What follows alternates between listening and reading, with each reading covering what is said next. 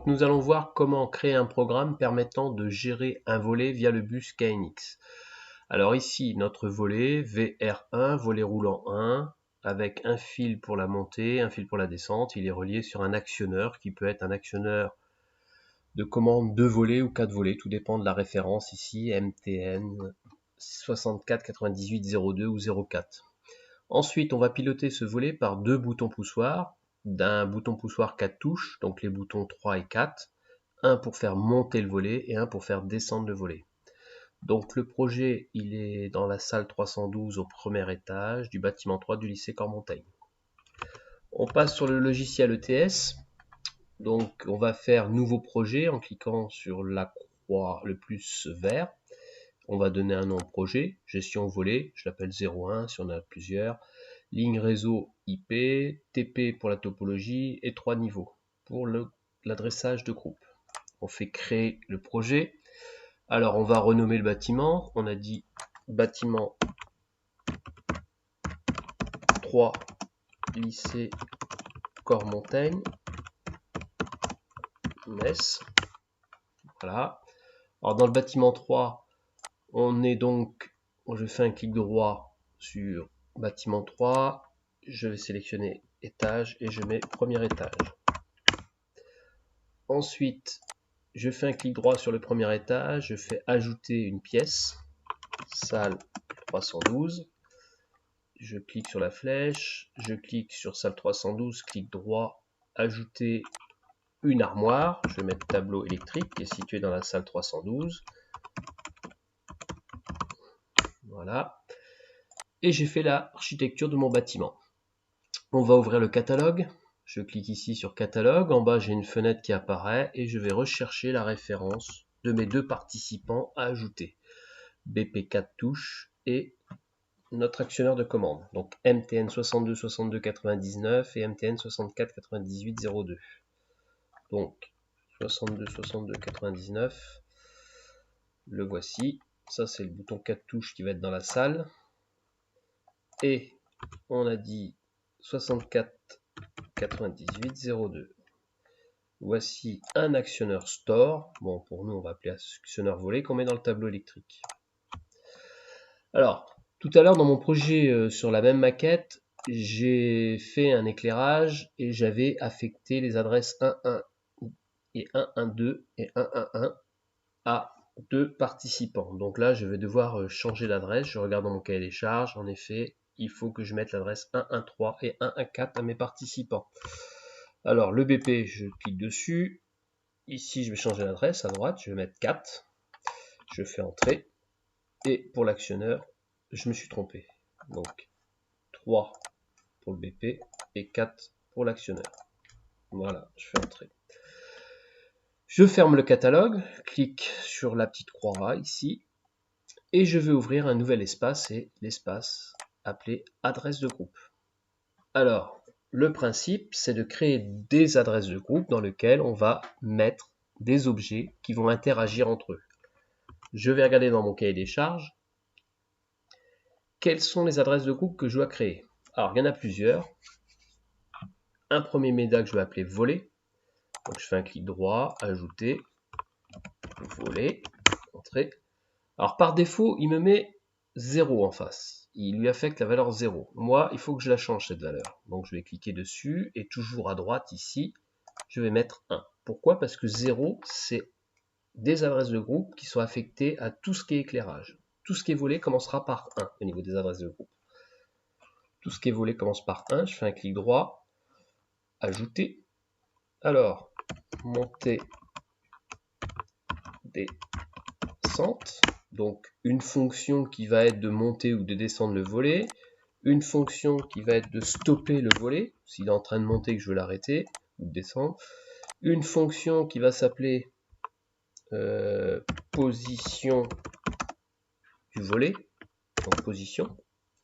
Alors ça, on ne pourra pas l'utiliser dans notre TP, c'est dans le cas où via un web server, via un smartphone, qu'on veut commander le volet. On veut le commander, on veut lui demander de se mettre dans la position 50% ouvert, à moitié ouvert, ou 33% ouvert, ou ainsi de suite. Donc là, c'est pour définir via un smartphone la position d'ouverture du volet. Et enfin, une dernière adresse de groupe qui va s'appeler état position. Donc, le volet, il doit être capable de me renvoyer un état sur sa position. Est-ce qu'il est ouvert à 20%, à 40%, à 60%, ou est-ce qu'il est fermé complètement ou ouvert complètement? Pour ça, il nous renvoie cette valeur pour l'envoyer sur un smartphone, pour savoir si notre volet est ouvert ou pas, tout simplement. Donc les deux derniers médias ici servent pour travailler avec des écrans type smartphone ou PC via le web server. Nous, dans notre TP, on va surtout utiliser les deux parties là, mais on va apprendre à mettre les bons objets dans tous ces éléments là. Donc on va le faire pour le premier volet. Donc là je vais abréger montée-descente volet roulant 1. Voilà, j'ai créé ma première adresse de groupe dans laquelle je vais mettre des objets. Je fais la même chose ici. Stop VR1. Position. Je veux donner une position à mon volet via un smartphone. Et je veux connaître l'état dans lequel se trouve le volet. État, tout simplement VR1. Voilà. Donc les objets, je vais aller les chercher dans les actionneurs qui sont ici. Donc je vais commencer par le bouton poussoir. Je vois que par défaut il est configuré en 2 touches. Moi c'est un 4 touches. Donc je vais sur paramètres. Et je dis que j'ai un bouton double. Donc là j'ai mes 4 touches. Je peux avoir des informations sur les touches.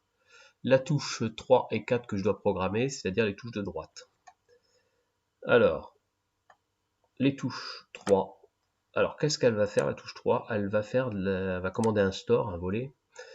Et on va lui demander d'ouvrir. Et la touche qui est en dessous, la 4, store, et on va lui demander de fermer. Voilà. Donc là, j'ai des touches. Alors, la touche 3, déplacer, c'est dans montée-descente. La touche 4, déplacer, dans montée-descente, VR1. Ensuite, arrêter le volet, il faut que je fasse glisser dans l'adresse de groupe, stop. Arrêter le volet, je fais glisser dans l'adresse de groupe, stop. Voilà, j'ai affecté mes touches 3 et 4 dans des adresses de groupe dont je retrouve le nom ici. Pour l'actionneur, c'est on voit il n'y a que le canal 1 qui est déclaré. Moi sur ma maquette j'en ai 2. Donc je vais définir ici que j'ai un volet roulant sur un canal et un volet roulant sur un deuxième canal.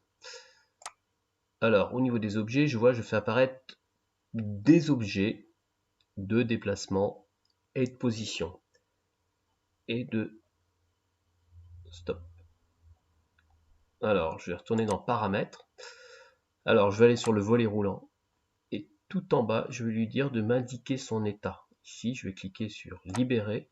Et je fais apparaître un nouvel objet qui est état. État de quoi? De sa hauteur. Je veux connaître. Je veux avoir un acquittement de sa hauteur. C'est-à-dire, je veux que l'actionneur me dise, qu'il soit capable de me dire à quelle hauteur se trouve le volet.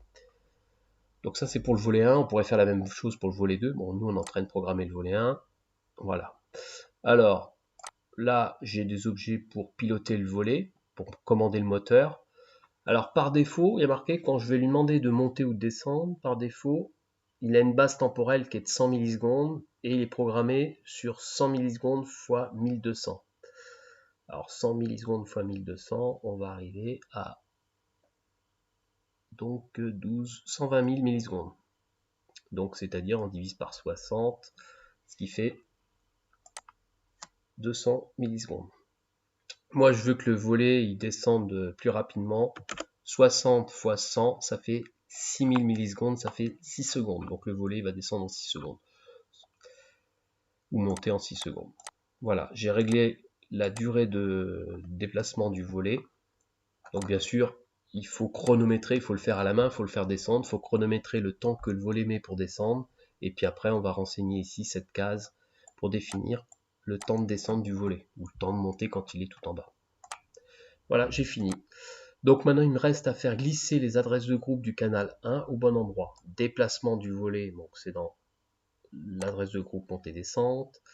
Arrêt du volet, dans Stop, position du volet, je veux définir une position, donc dans Position, et État, donc acquittement, connaître la hauteur du volet, état du volet. Je vais dans État VR1.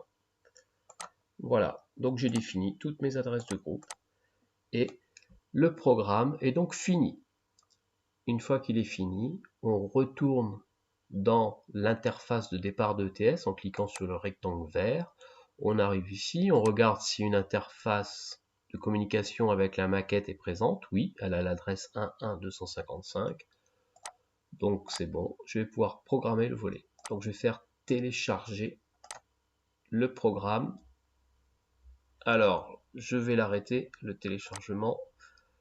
Alors, pourquoi je vais l'arrêter? Parce que je ne me suis pas positionné au bon endroit. Il faut que je me mette sur bâtiment pour télécharger tout. Si je me mets ici, je vais télécharger que le programme dans l'actionneur 1.4. Si je me mets ici, que le programme dans l'actionneur 1.3.